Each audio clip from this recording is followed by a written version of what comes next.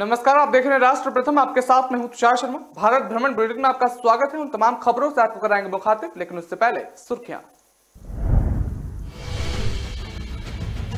महाकाल के बाद भगवान विष्णु की शरण में बद्रीनाथ पहुंचे प्रधानमंत्री नरेंद्र मोदी। कई परियोजनाओं का की शुरुआत। अमित शाह ने शहीद पुलिसकर्मियों को दी श्रद्धांजलि। कहा, बुलाया नहीं जा सकता इसका बलिदान। केदारनाथ में पीएम मोदी की ड्रेस चर्चा में। चंबा की महिला ने हाथ से बनाकर की थी गिफ्ट।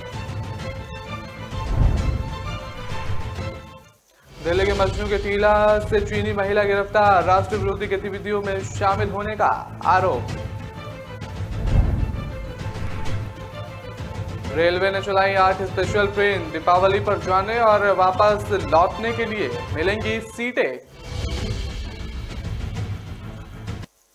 अब खबरें जानेंगे विस्तार से। आपको बता दें कि प्रधानमंत्री नरेंद्र मोदी उत्तराखंड के 2 दिन के दौरे पर आ चुके हैं और इस दौरान प्रधानमंत्री नरेंद्र मोदी ने पहले केदारनाथ धाम और फिर बद्रीनाथ धाम मंदिर जाकर दर्शन किया और पूजा अर्चना की। हालांकि बीते 8 सालों में प्रधानमंत्री नरेंद्र मोदी का ये 6वां केदारनाथ दौरा है, लेकिन देखा जाए तो बीते कुछ दौरों में केदारनाथ चुनाव और प्रधानमंत्री नरेंद्र मोदी के बीच एक खास कनेक्शन सामने आता है।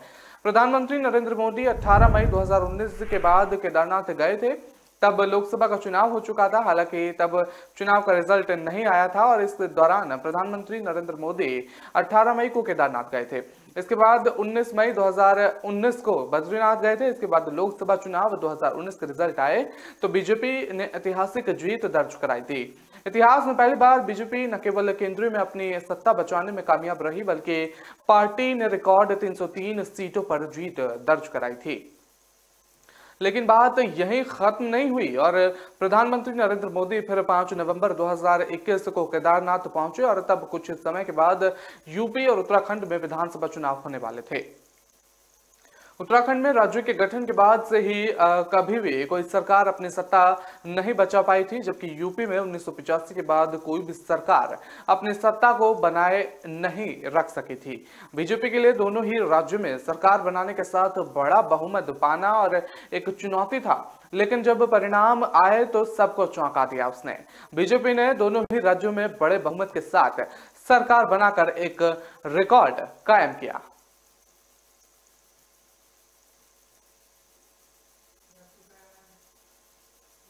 केंद्रीय गृह मंत्री अमित शाह राष्ट्रीय पुलिस स्मारक पहुंचे हैं और पुलिस स्मृति दिवस के मौके पर उन्होंने ड्यूटी पर जाना और जान गंवाने वाले पुलिसकर्मियों को श्रद्धांजलि अर्पित की है। इस दौरान शाह ने कहा है कि मातृभूमि की रक्षा के लिए जान गंवाने वाले पुलिस के जवानों का बलिदान कभी भुलाया नहीं जा सकता। अमित शाह ने कहा कि हमारा देश हर दिशा में प्रगति करता हुआ दिखाई दे रहा है। देश भर के पुलिस फोर्स और सीएपीएफ के 35,000 से ज्यादा जवानों ने देश की आंतरिक सुरक्षा और देश की सीमाओं की रक्षा करने के लिए अपना सर्वोच्च बलिदान दिया है। शाह ने कहा है कि देश की आंतरिक सुरक्षा में स्मारकता और बदलाव आया है। बता दें, पहले पूर्वोत्तर कश्मीर और वामपंथी उग्रवाद प्रभावित क्षेत्रों में बड़ी घटनाएं होती थी। पहले सशस्त्र बलों को विशेष अधिकार दिए जाते थे, अब युवाओं को उनकी प्रगति के लिए विशेष अधिकार दिए जाते हैं। पहले पत्थर फेंकने में शामिल युवा अब सरकार द्वारा शुरू की गई विभिन्न विकास परियोजनाओं में शामिल हैं। प्रधानमंत्री नरेंद्र मोदी के विजन के तहत देश की आंतरिक सुरक्षा को मजबूत करने के लिए कई उपाय किए गए हैं। अमित शाह ने कहा कि कोरोना महामारी के दौरान पुलिसकर्मियों ने सराहनीय भूमिका निभाई। उन्होंने कहा कि देश भर में पुलिस और अर्धसैनिक बलों के जवानों के बलिदान से भारत विकास के पथ पर आगे बढ़ रहा है। बता दें कि 21 अक्टूबर 1949 को लद्दाख के हॉट स्प्रिंग में चीनी सैनिकों द्वारा मारे गए सीआरपीएफ के 10 जवानों की याद में हर साल पुलिस समरोत्सव दिवस मनाया जाता है। प्रधानमंत्री नरेंद्र मोदी ने 21 अक्टूबर 2018 को पुलिस स्मृति दिवस पर राष्ट्रीय पुलिस स्मारक राष्ट्र को समर्पित किया था।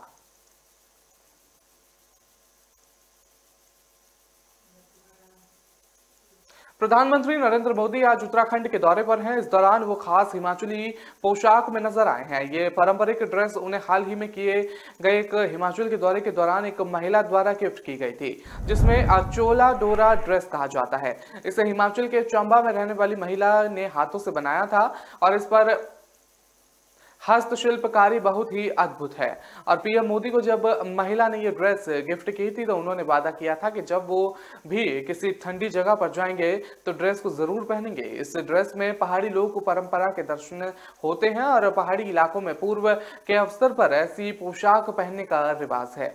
ये ड्रेस पारंपरिक होने के साथ साथ ही ठंड से भी रक्षा करती है। प्रधानमंत्री नरेंद्र मोदी ने ठंडी जगहों पर जाने के दौरान इस ड्रेस को पहनने का वादा पूरा किया। प्रधानमंत्री नरेंद्र मोदी ने यहां केदारनाथ मंदिर में पूजा अर्चना की और पीएम मोदी ने भगवान शिव का रुद्राभिषेक भी किया। पूजा अर्चना और वैदिक मंत्रोच्चार के बीच प्रधानमंत्री मोदी द्वारा पहनी गई इस ड्रेस की काफी चर्चा हो रही है। बताया जा रहा है कि प्रधानमंत्री नरेंद्र मोदी जो ड्रेस पहनी है वो हिमाचल की खास चोला डोरा ड्रेस है। इसे हिमाचल में चंबा के रहने वाली महिला ने अपने हाथों से बनाया था और इस पर बहुत ही अच्छी हस्तकला है। प्रधानमंत्री नरेंद्र मोदी ने दौरे की बात करें तो उनका उत्तराखंड दौरा काफी अहम माना जा रहा है। वो यहाँ 3,400 करोड़ रुपए की परियोजनाओं को शिलान्यास किया है। केदारनाथ में उन्होंने सुबह पूजा अर्चना की, वो बद्रीनाथ में भी दर्शन उन्होंने कर लिए हैं। प्रधानमंत्री नरेंद्र मोदी केदारनाथ रोपवे परियोजना की आधारशिला रखी है और वो मीणा गांव में सड़क और रोपवे परियोजनाओं का शिलान्यास किया है। प्रधानमंत्री नरेंद्र मोदी दोपहर करीब 2 बजे अरावल प्लाजा और झीलों के विकास कार्यों की प्रगति की समीक्षा की है।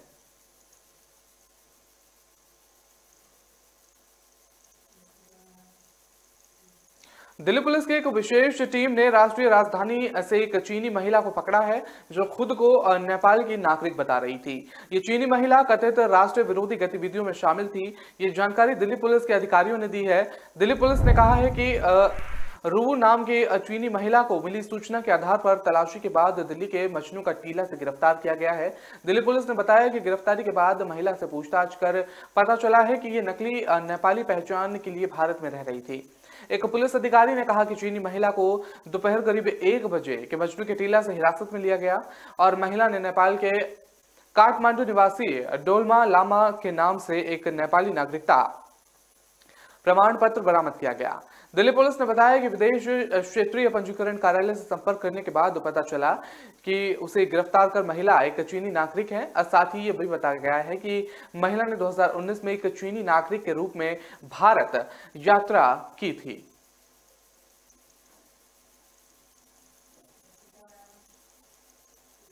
रेलवे ने दिवाली और छठ पूजा पर लंबी वेटिंग के मद्देनजर 8 स्पेशल ट्रेनें चलाने का फैसला किया है।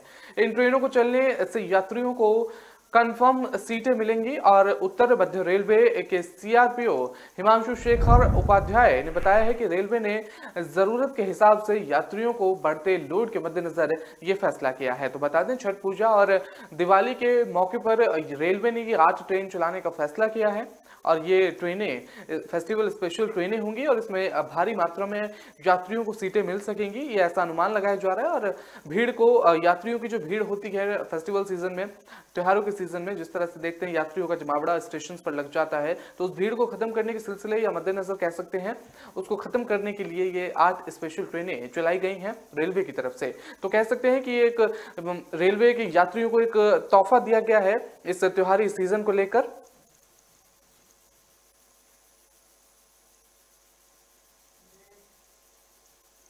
फिलहाल वक्त तो चला एक छोटे से ब्रेक का। खबरों का सिलसिला लगातार जारी रहेगा।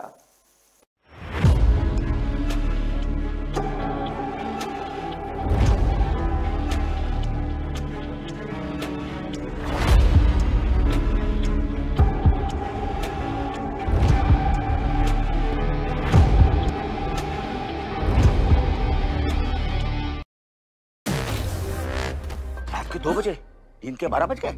Say goodbye to the 1950s की टेक्नोलॉजी वाले मेमोरी फोम मैट्रेस को। Meet India's first and only smart grid mattress. इसकी patented technology, there's softness that relaxes your pressure points and firmness that supports your back. Memory foam है बकवास, the Sleep Company mattress is झक्कास। Log on to the sleepcompany.in.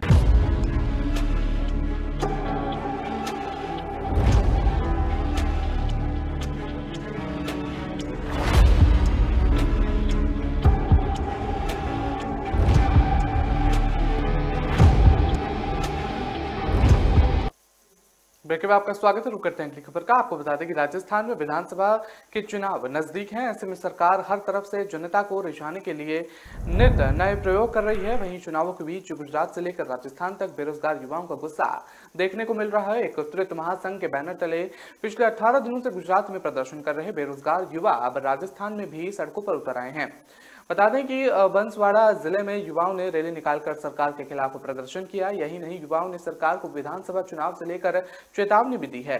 बता दें कि बेरोजगार युवा द्वारा ये प्रदर्शन रीट भर्ती परीक्षा में लेवल 2 के पदों को कम करने के लिए किए जा रहे हैं।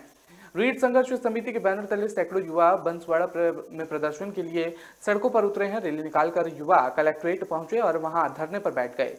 यहां उन्होंने सरकार के खिलाफ जमकर नारेबाजी की। एक अभ्यर्थी जसवंत सिन्हा ने कहा कि पेपर लीक प्रकरण में पहले लेवल 2 रीट की परीक्षा रद्द की गई और फिर सरकार ने पद जारी किए गए। उसमें से लेवल 2 में अतिरिक्त पद जारी करने की घोषणा की, लेकिन जब नोटिफिकेशन जारी हुआ तो पदों को कम कर दिया गया। उन्होंने कहा कि लेवल 2 के युवाओं के साथ कुठारघात किया गया है और इसका जवाब युवा आगामी विधानसभा चुनाव में देंगे।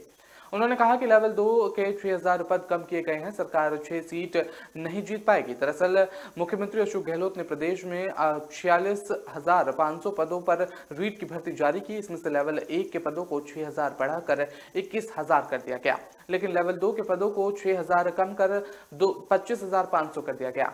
इससे युवाओं का गुस्सा फूट पड़ा है और पहले सोशल मीडिया पर हैशटैग लेवल 2 के पद पर 32,000 करोड़ ट्रेंड का किया और फिर युवा सड़कों पर उतरते हुए भी नजर आए।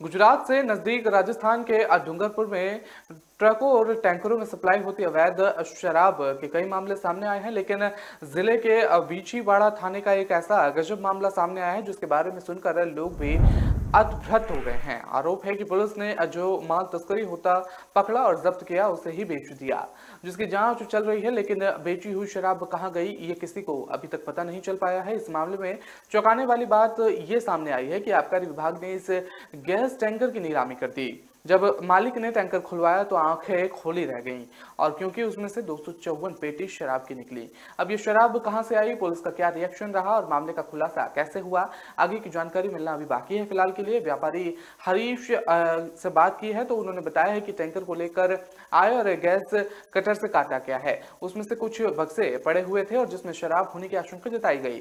फिर डूंगरपुर पुलिस को सूचना दी गई। डूंगरपुर पुलिस आई और कोऑपरेटिव करते हुए शराब की पेटियां लेकर चली गई। इधर एसपी राशि डोगरा ने मीडिया से बातचीत करते हुए शराब को बीछीवाड़ा थाने के रखवाया है, जो जिसकी जांच चल रही है फिलहाल के लिए, उसी का हिस्सा है और थाने के माला खाना प्रभारी को निलंबित कर दिया गया है मामले में।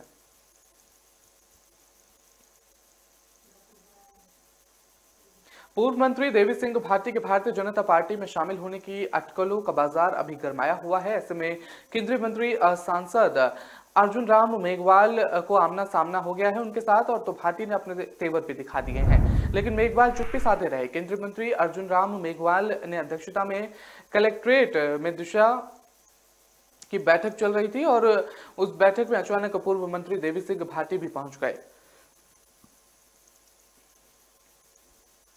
तंज कसते हुए टिप्पणी करते हुए बोले हैं कि राजस्थानी भाषा को मान्यता दिलाने का झांसा सालों से दे रहे हैं और बीकानेर संभाग की नहरों में पानी नहीं है, बांध करीबन पूरा भरा हुआ है। बीकानेर के हिस्सों का पानी आप कब तय करवा रहे हैं?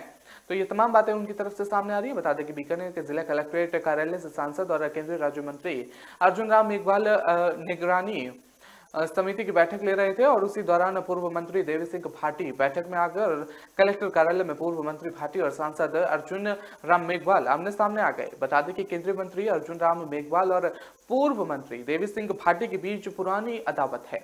दोनों ही एक दूसरे के प्रतिद्वंदी हैं और ऐसे में दोनों एक दूसरे के सामने असहज थे। बाद में मेघवाल ने कलेक्ट्रेट को भाटी से मिलने के निर्देश दिए। निगरानी समिति की मीटिंग में केंद्र सरकार की ओर से चल रही योजनाओं की समीक्षा की जा रही थी। बता दें, दोपहर मीटिंग में आला अधिकारियों से मेघवाल एक एक योजना के बारे में जानकारी ले रहे थे। तभी पूर्व मंत्री देवी सिंह भाटी भी कलेक्ट्रेट पहुंच गए। जब भाटी को बताया गया कि निगरानी समिति की मीटिंग चल रही है तो भाटी उसी कक्ष में पहुंच गए जहां मीटिंग चल रही थी। और बता दें कि भाटी ने पहले तो बीकानेर की जन समस्याओं के बारे में बोलना शुरू किया, लेकिन बाद में उन्होंने कलेक्ट्रेट को पहले सूचना और सूचित नहीं करने का उल्हाना दिया। पूर्व मंत्री देवी सिंह भाटी ने कहा कि 2 दिन पहले ही उन्होंने कलेक्ट्रेट से मिलने का समय ले रखा था। कल विज्ञापित जारी करके कलेक्ट्रेट से मिलने की जानकारी भी दी गई थी और सभागार में भी भाटी ने कलेक्ट्रेट से कहा कि आपको हमें पहले सूचित करना चाहिए था कि आपकी मीटिंग है, हम बाद में ही आकर मिल लेते। और भाटी तय समय पर पहुंच गए थे वहां पर।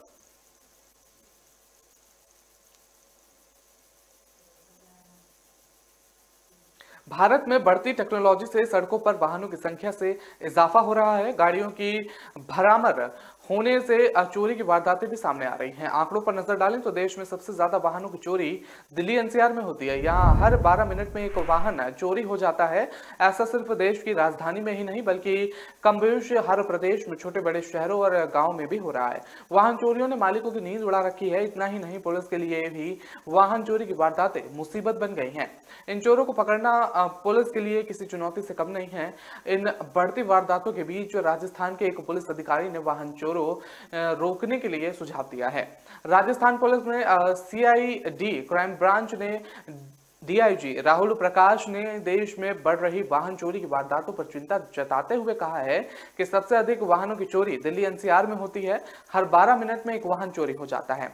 चोरी का वाहन हर अपराध का पक्का साथी भी है। और 2006 बेंच के आईपीएस राहुल ने वाहन चोरी रोकने के लिए बेहतर सुझाव भी बताया। उनका कहना है कि इनबिल्ट बायोमेट्रिक लॉक को भी वाहन निर्माताओं के लिए अनिवार्य करना चाहिए। 10 लोगों के बायोमेट्रिक सेव रखने की सुविधा हो और गेस्ट के लिए ओटीपी का ऑप्शन हो। बायोमेट्रिक धोखाधड़ी से सुरक्षित रखने की बेहतर तकनीक है। बायोमेट्रिक डेटा आपकी 10 उंगलियों के निशान और आइरिस को कवर करता है। बता दें कि वाहन को लॉक और अनलॉक करने के लिए आपका केवल अपनी उंगलियों के निशान और आइरिस से संबंधित डेटा के इस्तेमाल की अनुमति दे सकते हैं। कई देशों में इस तकनीक का उपयोग हो रहा है और फिंगरप्रिंट डोर लॉक और बायोमेट्रिक टाइम अटेंडेंस और बायोमेट्रिक कार सुरक्षा प्रणाली के रूप में फिंगर रीडर बायोमेट्रिक सिस्टम को पेश किया जा रहा है। लोग बायोमेट्रिक को पिन नंबर, स्वाइप कार्ड या पासवर्ड से अधिक सुरक्षित मानते हैं।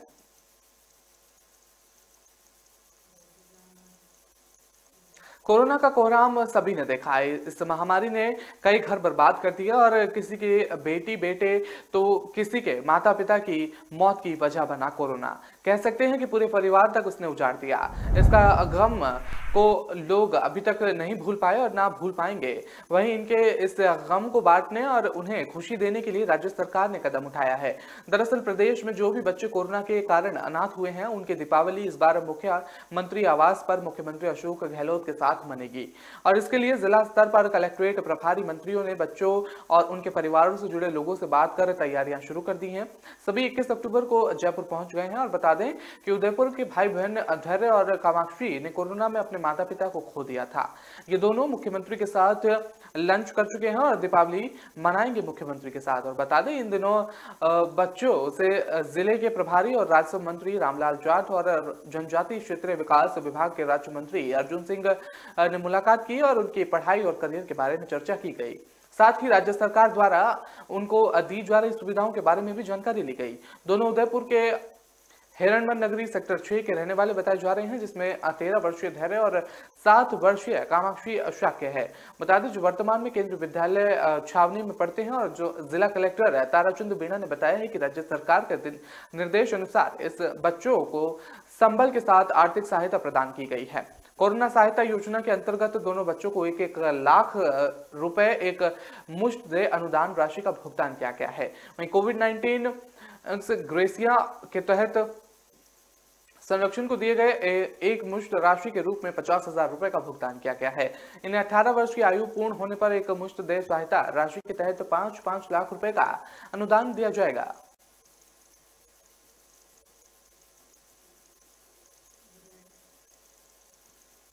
फिलहाल वक्त तो चला एक छोटे से ब्रेक का। खबरों का सिलसिला लगातार जारी रहेगा।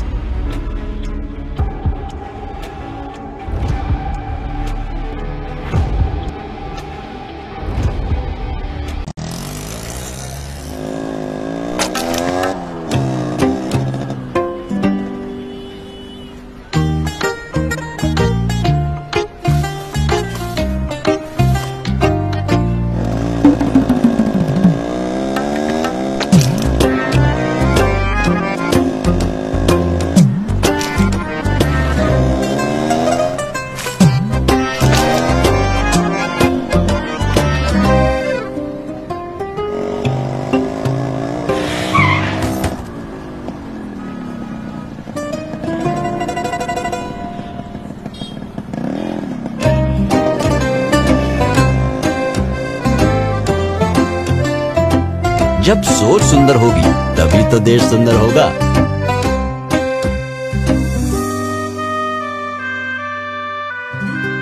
JSW Paints, think beautiful।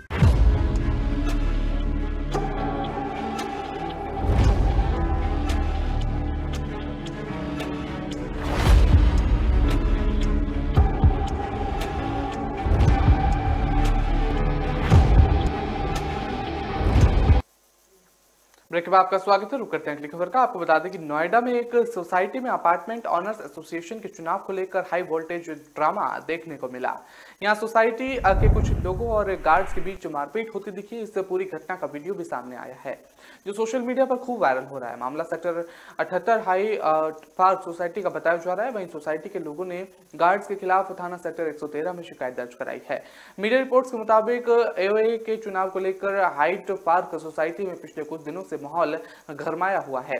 Society के लोगों का कहना है कि एओए की पूर्व टीम ने बिना चुनाव ही खुद को निर्विरोध चुन लिया है और जिसके बाद सोसाइटी ने दोबारा चुनाव करवाए। वहीं बीते दिनों एओए की टीम चुनाव जीती। वहीं एओए की टीम की मीटिंग हुई जिसमें सोसाइटी के गार्ड पहुंचे गए और इसी बीच निवासियों और गार्ड के बीच हंगामा हो गया।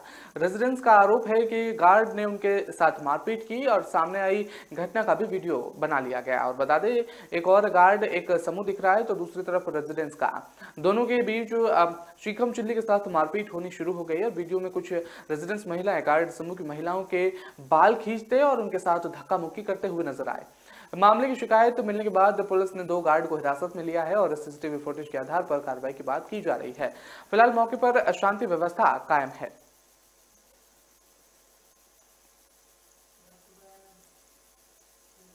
गुजरात के साबरमती जेल में कैद बाहुबली माफिया अतीक अहमद को पेशी के लिए लखनऊ कोर्ट लाया गया है और जहां उसके सुर बदले बदले नजर आए और अतीक अहमद को बसपा विधायक रहे राजू हत्याकांड मामले में लखनऊ कोर्ट में पेश किया गया।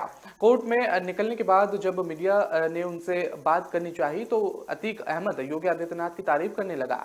पेशी के बाद बाहर आकर अतीक अहमद ने मीडिया के सवालों का जवाब देते हुए सीएम योगी की तारीफ के पुलों बांध दिए। और बता दें अतीक अहमद ने कहा कि योगी आदित्यनाथ एक बहादुर मुख्यमंत्री हैं, बहुत ईमानदार हैं और काफी मेहनत कर रहे हैं। अतीक की जबान से ये तारीफ सुनकर लोग हैरान रह गए क्योंकि ये बात जाहिर है कि जिस दिन से योगी आदित्यनाथ ने प्रदेश में मुख्यमंत्री का पद संभाला है तभी से अतीक अहमद के बुरे दिन शुरू हो गए थे। माफिया अतीक के इस बयान के कई मतलब निकाले जा रहे हैं। बता दें कि बाहुबली नेता अतीक अहमद को लखनऊ कोर्ट में पेश करने के लिए बुधवार रात के गुजरात से लाया गया है और उसे साबरमती जेल से लखनऊ जेल में शिफ्ट कराया गया था और भारी फोर्स के बीच अतीक अहमद की कोर्ट में पेशी हुई है। यूं तो अतीक अहमद जेल में है लेकिन यूपी सरकार लगातार उसके खिलाफ एक्शन लेती रही। हर कुछ दिन पर उसकी संपत्तियां कुर्की जा रही हैं। माना जा रहा है कि अभी तक अतीक और उसके गुर्गों की संपत्तियां मिलाकर माफिया अतीक को कुल 10 अरब की चोट पहुंची है। 2005 की जनवरी में इलाहाबाद से बसपा विधायक राजू पाल का मर्डर हुआ था। रिपोर्ट आई थी कि कुल 5 बदमाशों ने राजू काफिले पर अंधाधुंध फायरिंग कर दी थी। इस फायरिंग में राजू पाल की मौत हो गई थी। इस हत्याकांड का मुख्य आरोपी अतीक अहमद बताया जा रहा था और उस दौरान अतीक अहमद और राजू पाल में दुश्मनी चल रही थी और वजह सियासी विवाद चल रहा था।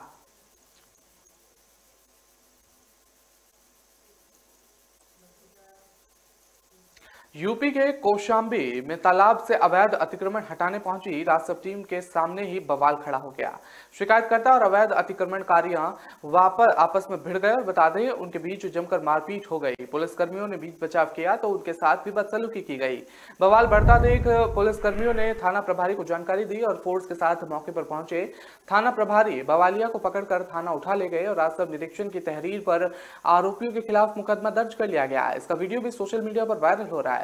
मंझनपुर तहसील क्षेत्र के नगर पंचायत पूरब श्रीरा के अंतर्गत पुनवार गांव में 3 बिस्वा का एक तालाब है और बता दें तालाब में पूर्व प्रधान के भाई अशरफीलाल ने कब्जा कर निर्माण कर रखा है और गांव के ही आशिवा बरन आदि ने अवैध कब्जे की शिकायत समाधान दिवस में की थी और बता दें कि शिकायत प्राप्त होने के बाद सदर एसडीएम प्रखर उत्तम ने राजस्व टीम भेजकर तालाब से अवैध अतिक्रमण हटाए जाने का फरमान जारी किया और एसडीएम का आदेश पाते ही राजस्व निरीक्षण सुरेंद्र सिंह और लेखपाल सुरेंद्र चौरसिया और प्रशांत उपाध्याय पुलिस बल के साथ जेसीबी लेकर अवैध अतिक्रमण हटाने पहुंच गए। टीन शेड गिरने की जानकारी जैसे ही अतिक्रमणकारियों को हुई तो उन्होंने हंगामा करना शुरू कर दिया। अतिक्रमणकारियों का कहना था कि शिकायतकर्ता शिव बरन आदि ने भी तालाब के कुछ हिस्सों में अवैध कब्जा कर रखा है, उनसे भी अवैध कब्जा हटवाया जाए। और इस बात को लेकर दो पक्ष आमने सामने हो गए, उनके बीच गाली गलौज शुरू हो गई और देखते ही देखते गाली गलौज मारपीट में तब्दील हो गई। राजस्व टीम और पुलिस कर्मियों की मौजूदगी में ही दोनों पक्षों ने एक दूसरे की जमकर पिटाई कर दी। मारपीट देख पुलिस कर्मियों ने बीच बचाव करने की कोशिश की तो उपद्रवियों ने उन पर भी हमला कर दिया। आरोप है कि पुलिस कर्मियों के साथ बदसलूकी भी की गई। विवाद बढ़ता देख पुलिसकर्मी ने पश्चिम शरीरा थाना अध्यक्ष भवानी सिंह को भी घटना की जानकारी दी और फौरन थाना अध्यक्ष फोर्स के साथ मौके पर पहुंचे।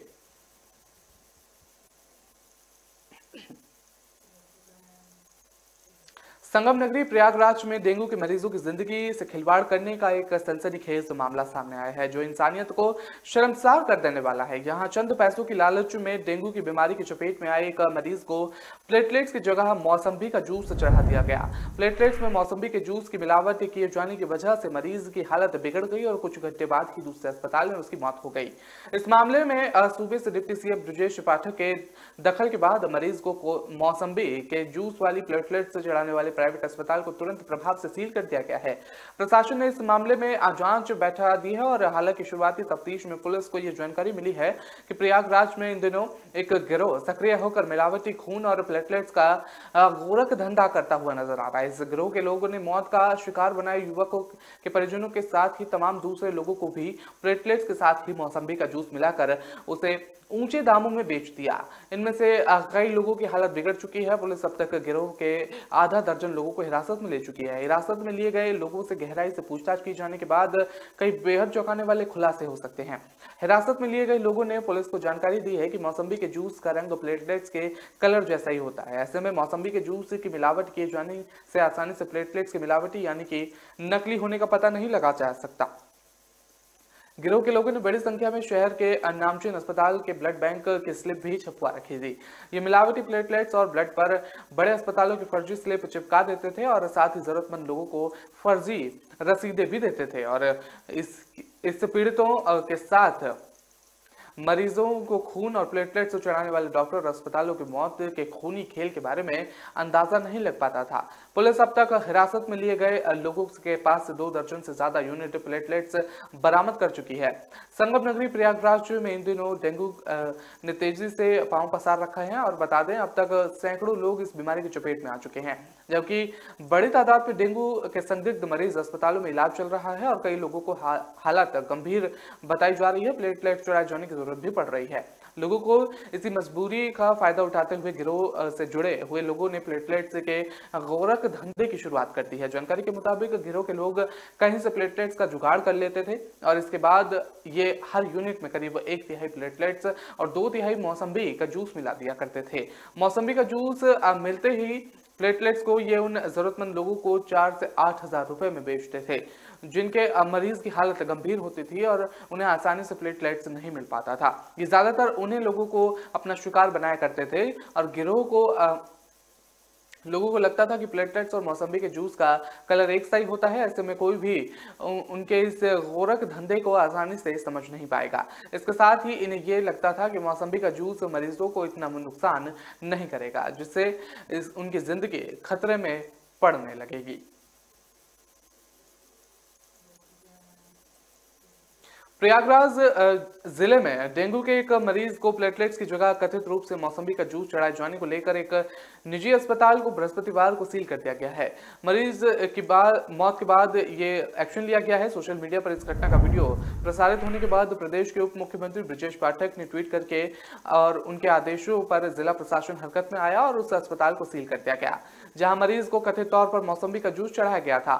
अधिकारियों ने बताया कि मरीज प्रदीप पांडे की हालत बिगड़ने के बाद उसे शहर के दूसरे अस्पताल में भर्ती कराया गया जहां उसकी मौत हो गई। बहरहाल इस घटना के संबंध में स्थानीय पुलिस थाने में कोई प्राथमिकी दर्ज नहीं की गई है। निजी अस्पताल के मालिक ने दावा किया है कि प्लेटलेट्स किसी अन्य चिकित्सा केंद्र के लाए गए थे और 3 यूनिट प्लेटलेट चुराए जाने के बाद मरीज को दिक्कत होने लगी थी। उप मुख्यमंत्री पाठक ने ट्वीट करके कहा है कि जनपद प्रयागराज में झलवा स्थित ग्लोबल अस्पताल द्वारा डेंगू के मरीज को प्लेटलेट्स की जगह मौसम्बी का जूस चढ़ा देने के वायरल वीडियो का संज्ञान लेते हुए मेरे द्वारा दिए गए आदेशों के क्रम में अस्पताल को तत्कालीन सील कर दिया गया और प्लेटलेट्स पैकेट को जांच के लिए भेज दिया गया है। उन्होंने कहा यदि अस्पताल प्रबंधक दोषी पाया गया तो उसके खिलाफ लगातार कार्रवाई की जाएगी। सूत्रों के अनुसार ये जानकारी मिल रही है मरीज की मौत गलत प्लेटलेट चढ़ाए जाने के कारण हुई है और इन प्लेटलेट्स के नमूनों की जांच की जा रही है और धूमनगंज थाना क्षेत्र के तहत आने वाले अस्पताल को सील करने का कारण पूछे जाने पर अधिकारी के नाम उजागर नहीं करने की शर्त पर बताया गया कि मुख्य चिकित्सा अधिकारी के निर्देश पर अस्पताल को सील किया गया है और नमूनों की जांच होने तक अस्पताल सील रहेगा। ये पूछे जाने पर कि नमूनों की जांच कौन करेगा, उन्होंने कहा कि पुलिस इसकी जांच औषधिक निरीक्षण से कराएगी। वहीं धूमनगंज स्थित अस्पताल के मालिक सौरभ मिश्रा ने बताया कि प्रदीप पांडे डेंगू से पीड़ित था और वो उनके अस्पताल में भर्ती हुआ था। उन्होंने कहा कि मरीज का प्लेटलेट्स का स्तर गिरकर 17,000 पर आने के बाद उसके तीमारदारों को प्लेटलेट्स लाने को कहा गया था।